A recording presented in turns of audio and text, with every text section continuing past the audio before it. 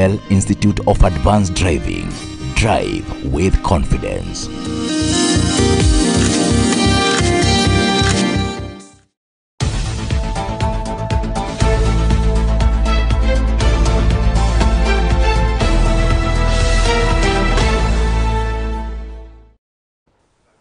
A very good evening to you. I hope you're doing fine. This is the 25th of July 2020. Good evening. And this is Mwangaza Prime News. Welcome to the broadcast. My name is Daisy Paul and our sign language interpreter is Naomi Mathu. Kenya has reported 375 more infections after the testing of 2,052 samples. The Health Chief Administrative Secretary Rashid Aman has also reported that 128 patients have been discharged from hospitals and home-based care programs, raising the total number of recoveries to 7,574. 74 of the recovered patients were being treated at home. He said 4 more patients had succumbed to the virus, placing the death toll at 278. He noted that Kenya's fatality rate was between 1.1 and 1.8%. The number of confirmed positive cases stands at 16,643. From the 375 cases over the last 24 hours, 351 are Kenyans and 24 are foreigners. 229 are males, 146 are females. The youngest is an infant 5 months old. The oldest is 90 years old. The distribution of cases by counties is as follows. Nairobi, again leading with 240, Kajiado 36, Kiambu 31, Migori 16, Machakos 15, Nakuru 14, Nyeri 5, Kisumu 3, Uasin Gishu 3, Mombasa 3, Trans Nzoia 2, Meru 1, Kakamega 1, Kisii, Siaya, Vihiga and Muranga 1 each. On a positive note, 128 patients have recovered from the disease. Out of this, 74 are from the home-based care program, while 51 were discharged from the various hospitals throughout the country where they were receiving care. This brings the total number of recoveries to 7,574. And again, I want to thank our healthcare workers for the great work they're doing. We have lost 4 patients from the disease over the past 24 hours. It is a sigh of relief for health workers at West Pokot County after the county government scaled its preparedness to combat coronavirus pandemic through a donation of personal protective equipment courtesy of the Equity Group Foundation. The first consignment of the PPEs by Kenya COVID-19 Emergency Response Fund and Equity Group Foundation will boost the fight against the prevention of COVID-19 in the county. Prevention rather than cure. So we concentrate on preventing and concentrate on following the rules and regulations required to fight this problem called COVID-19. You were able to visit our isolation center, you saw. You have seen our treatment center and how we are prepared.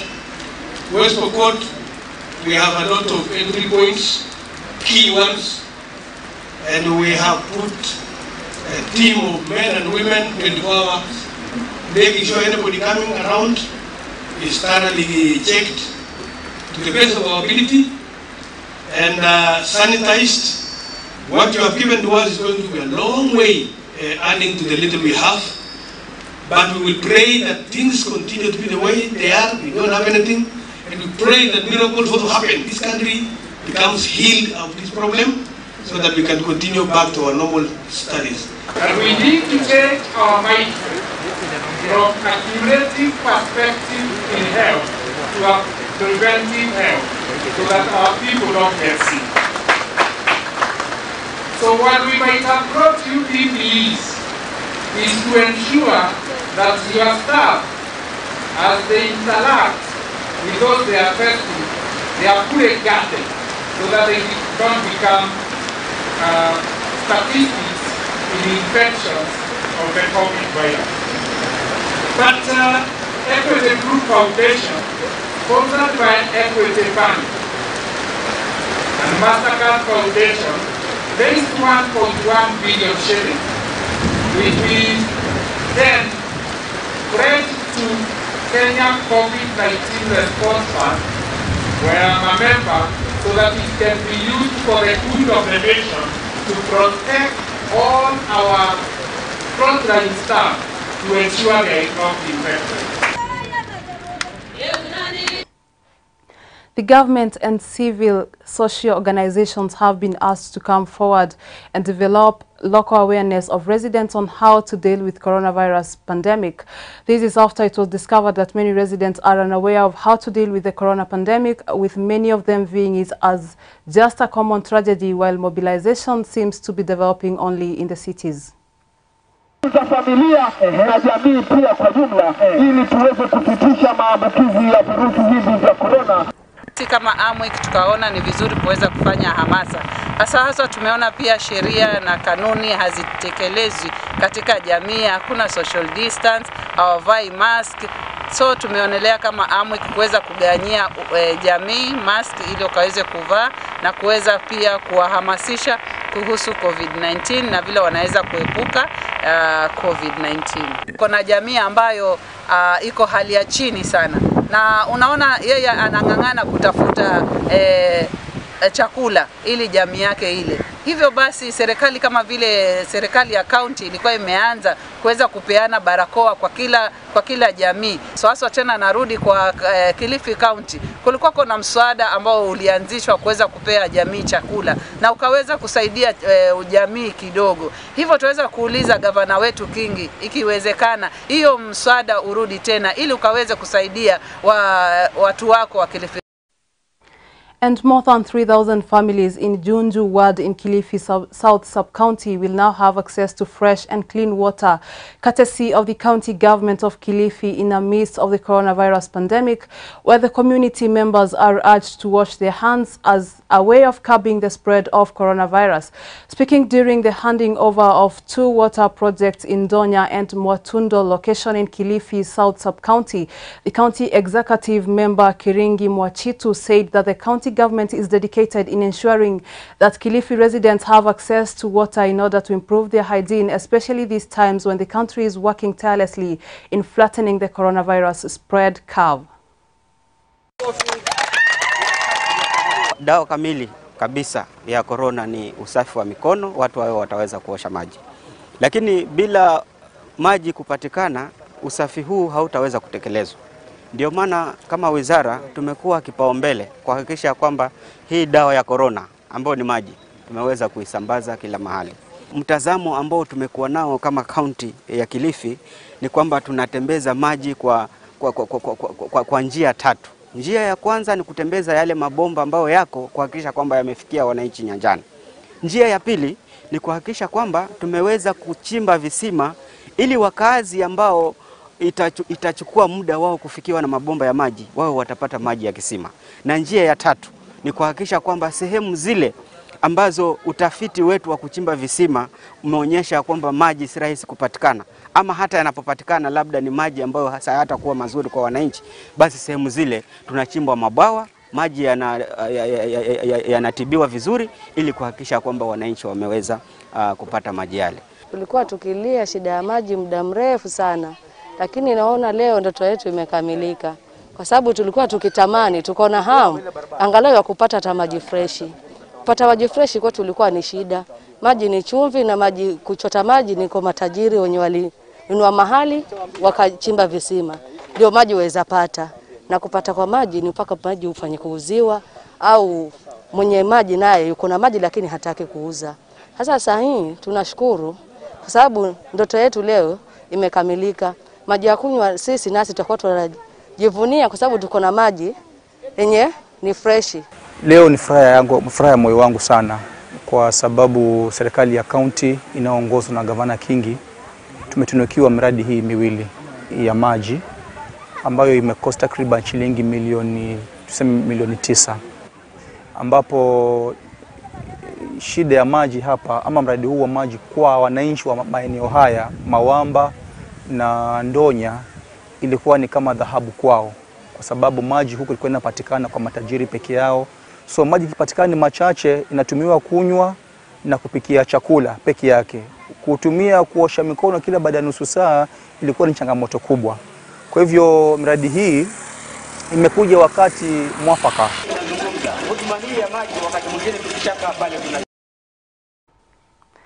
Private primary and secondary school teachers got a sigh of relief after the county government came to their rescue with goodies.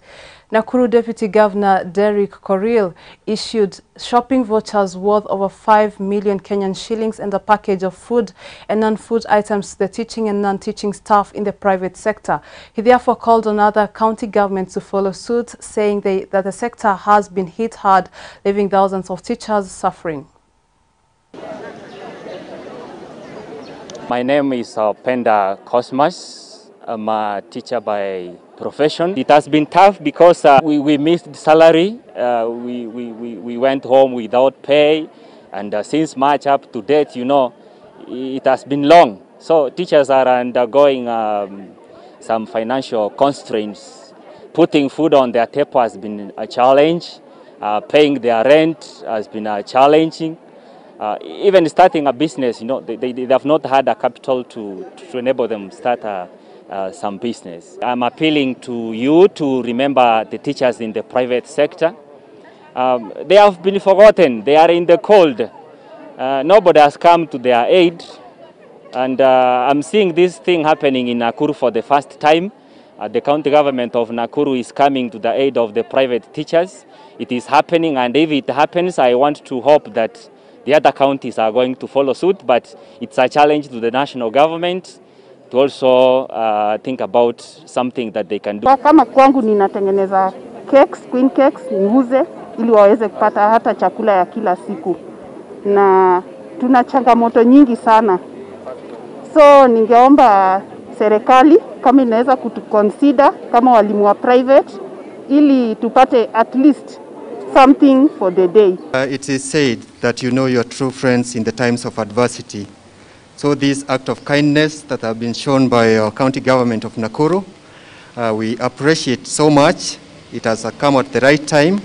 We know it will go a long way in easing the hardship and suffering that most of our staff, both teaching and non-teaching, are going through during this time.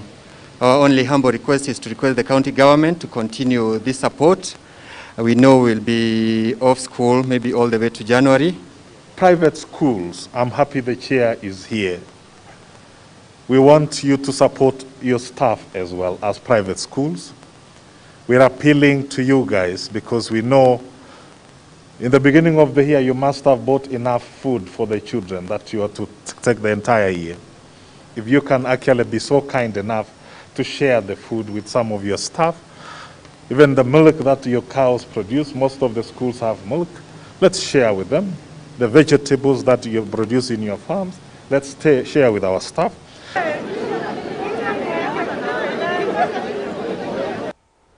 And with that report now, Mwangaza Prime News is taking a very short break, but don't go too far. We're coming with much more in a jig time.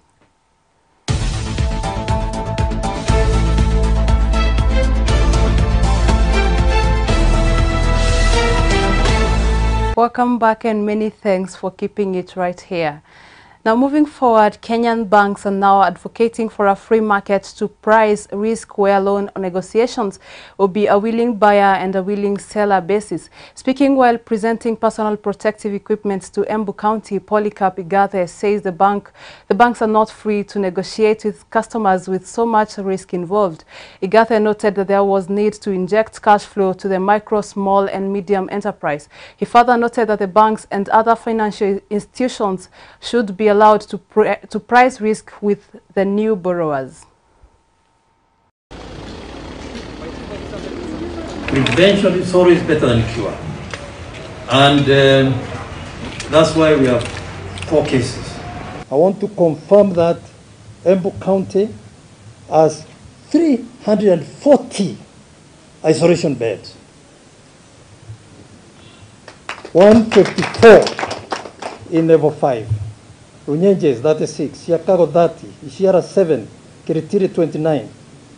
Then we have other standby isolation centers. Tushirikiane ili tupunguze haya maneno ya pombe. Baa ambazo zinafunguliwa na huko nyuma, tafadhali turipotieni ili tuhakikishe watu wetu wasimalizike na COVID-19. Na unajua ukinywa pombe kuna adabu. So tafadhali tushirikiane ili tukomeshe haya mambo. Vijana wetu wa shule, watoto wetu, they are at home. Please keep them busy. Rais wetu ametusaidia. Hii kazi ya mtaani mnaona watoto wamekuwa occupied kwanza. Message of paying tribute and saluting our gallant front soldiers. These frontline angels who work in this hospital. The doctor, the nurse, the clinician, the cleaner, the security guard, the drivers. Everywhere I'm going, I'm saying it's only our God who, in his own generosity and his own divine generosity, will find the wherewithal to thank you, because you are dying for us. And that's why we as a group identified you as the most important lever in the fight of COVID-19. I think the entire leadership, including the Council of Governors and the national government, must look for resources, must aggregate resources to really enable, capacitate, motivate the doctor, the health worker, the frontline health worker. More than any other time, this is the time. If we don't help these people, we have completely not helped ourselves. Both County Secretary. 80% of Thika agricultural plantations recall workers after partial reopening of European nations, following an increase in cargo flights and the partial reopening of some European countries and the Dutch action. Most agricultural plantations in Thika, Kiambu County have resumed operations. The plantations consisting tea, coffee, flower and fruits producing and processing companies have seen over 80% of their hitherto laid off workers recalled as demand for the export products continue to rise.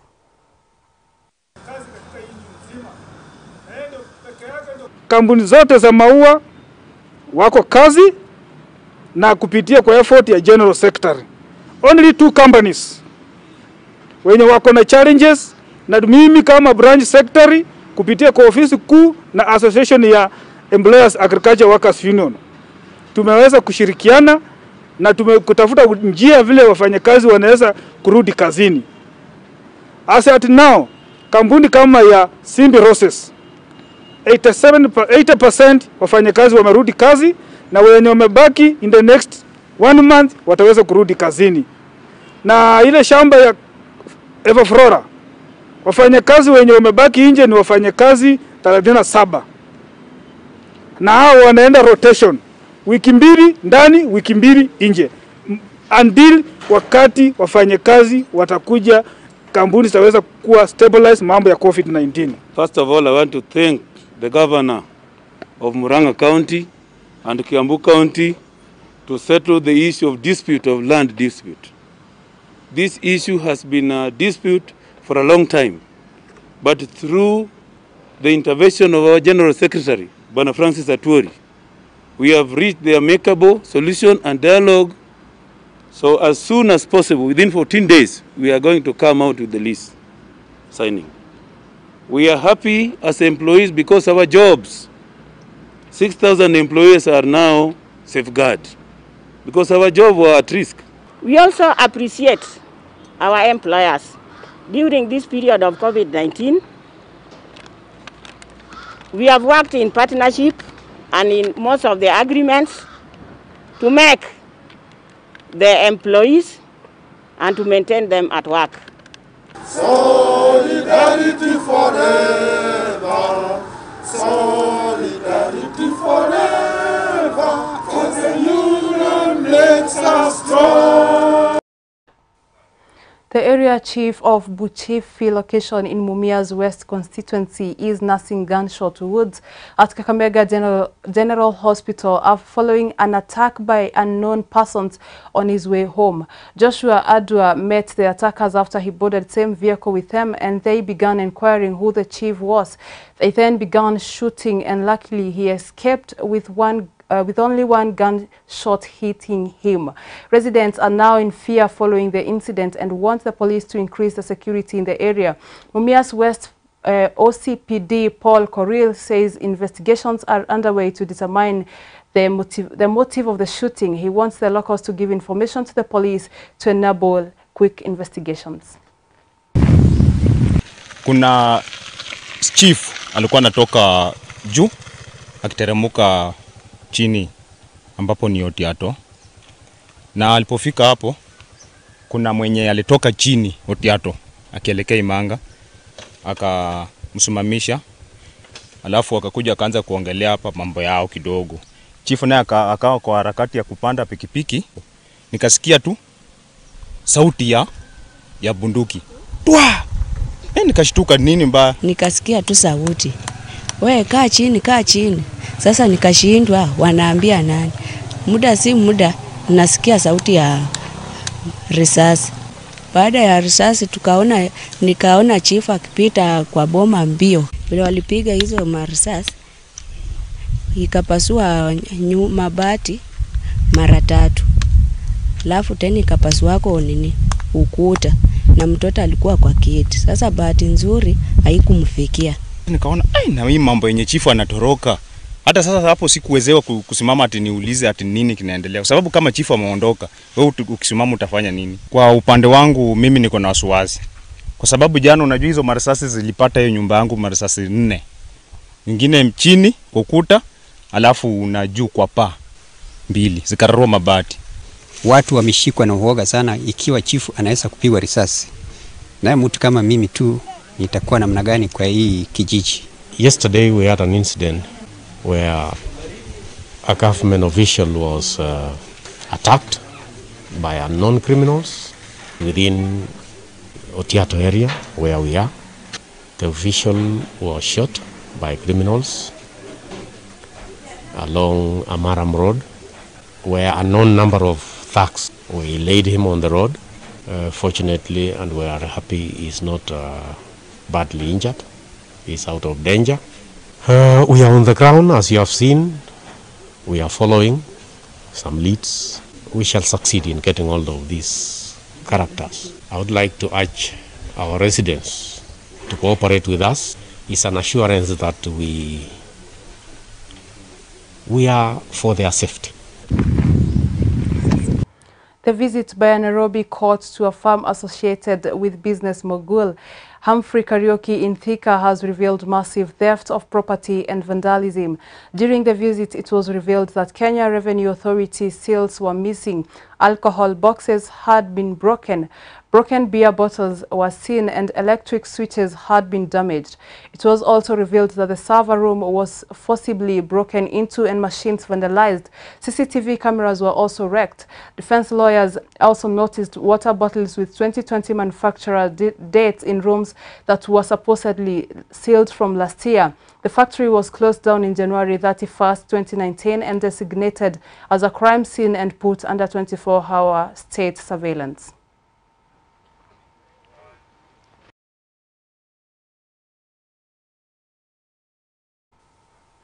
And with that report, we now come to the end of our broadcast tonight. Many thanks for staying with us. And thank you to everyone who has made the broadcast successful tonight. My name is Daisy Paul, and our sign language interpreter is Naomi Matthew. Have a lovely evening.